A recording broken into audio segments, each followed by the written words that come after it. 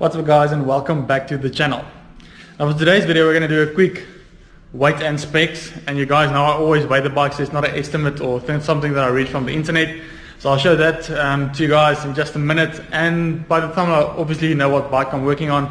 But before we get into this video, I want to welcome all the OGs back. But if you're new to this channel, hit the subscribe button and hit the bell notification so you don't miss out on anything else we do. I've got some good news for today. One of my friends that I actually told you guys about on the previous video, that he can get the carbon sheets and the resin and so on to repair the bikes, and we're talking about this frame right here, the Silverback Stratos Al5. It's broken right there at the back if you don't know, and we're going to try to repair that. And he actually told me yesterday that he got me some carbon, he got me some resin, and he's already packed it and sent it to me. So we should receive that within this week, and then we can start on the repair of the Stratos Al5 custom spray paint bike, and I'm super happy and super excited for that. But anyway, we're not going to talk about that bike today. Today we're going to talk about the Silverback Stratos Al5 weight and specs. So let's jump into this video then.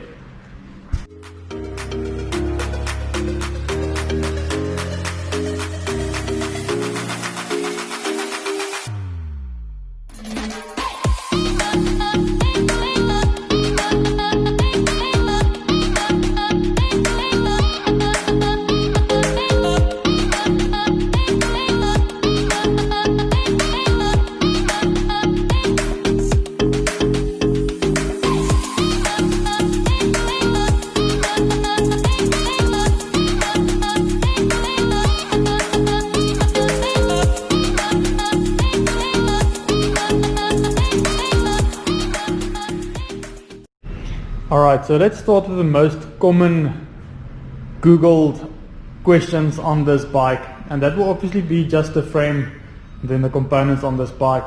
Now the frame is the Stratos asymmetric hydroformed 6061 aluminium frame, 120mm travel, your boost 148mm spacing, that's the spacing for the rear wheel at the back there, and then your tapered head tube, in other words it's thin to thick from top to bottom. Now what that does is it increases the handling just a little bit better, the stiffness on the bike just so much, so it makes a small difference on that.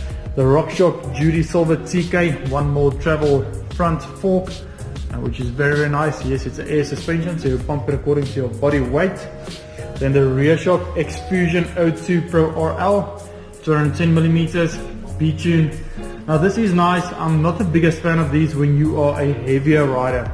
I've seen many guys complaining about it, saying that there's too much sag on the shock with a ride, and like I said, I've never ridden one of these shocks or suspensions before, so I can't give you my honest opinion on this, but this is just what I've heard on this.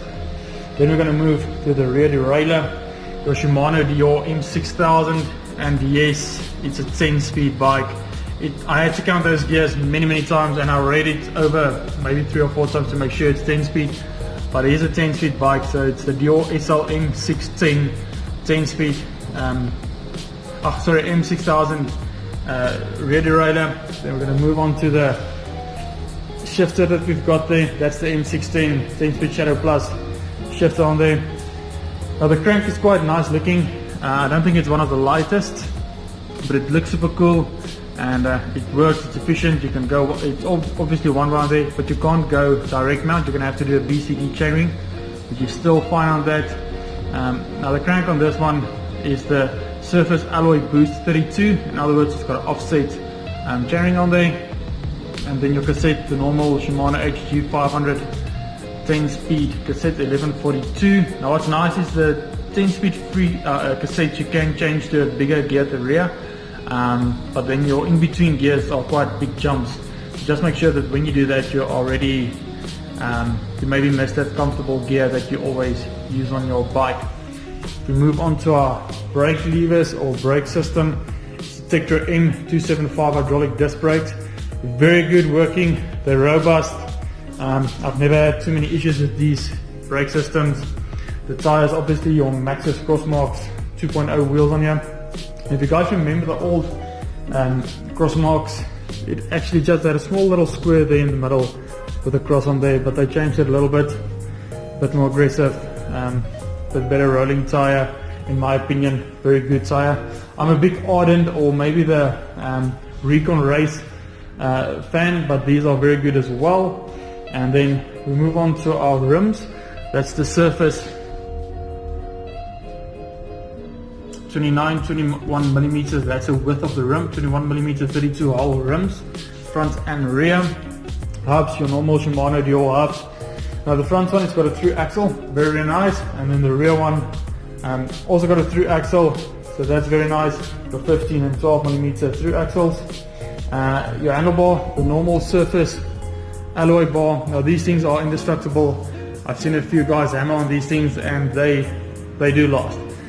The same as your Surface alloy 6-degree rise. Now on a small medium bike, you'll get a 45mm bar stem. That's the one there.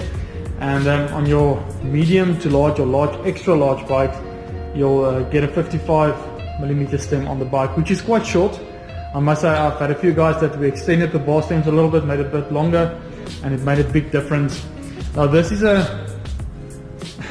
the original saddle on the bike, but the bike comes with a Surface black steel rail normal saddle, entry-level saddle, which is quite nice.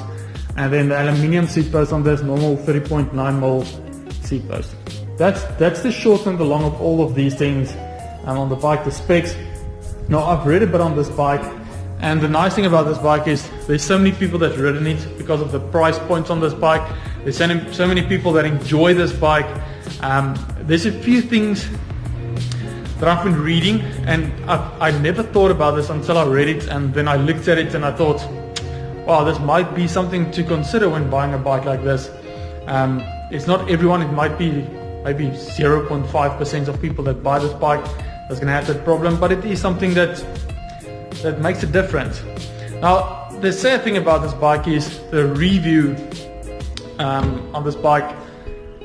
Some of the people say it's a good tempered bike. What they usually mean with that is it's more plush bike, so anyone can ride it. It's not too aggressive, the geometry on the bike. So from a beginner to someone that's very aggressive riding can ride this bike. But if you look at something like your, let's say the Epic Comp Evo, maybe the entry-level aluminium bike, the geometry on that compared to the Epic Comp Carbon, it's not that big of a difference. So you can still feel that racing beast inside the bike, if I can say it like that. So it is nice. It's a nice plush bike, so anyone can start off with this bike. Even if you're super unfit, you can start out with this bike. So that's great. Now, obviously, guys know I enjoy the look of these bikes. The asymmetric design on the frames are super, super cool.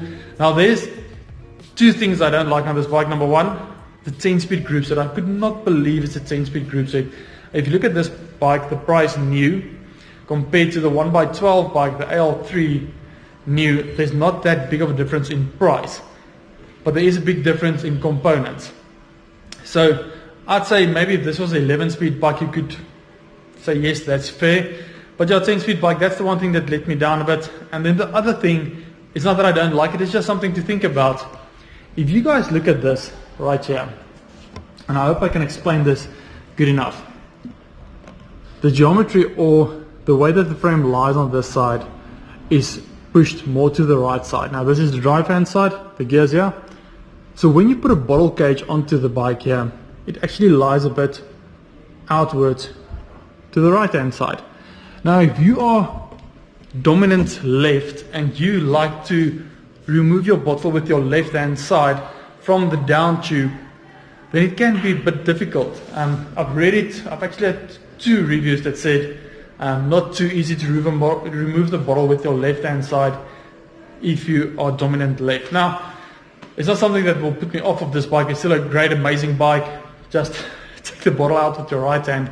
But it's just something small to think about. We never think about it. Let me grab a bottle cage and I can show you guys this. It's not something that we always think about, but it's very, very interesting. Now, I hope you guys can see there. If I were to put the bottle cage on there, you can see that it's really lying out towards the right hand side. Now that makes a big difference, especially when you've got a side rock cage on there and you try to take out your bottle. But it's just something small. I thought I'd share it with you guys. I'm quickly going to weigh the bike, and I think that's the one thing that I'm quite keen on to see.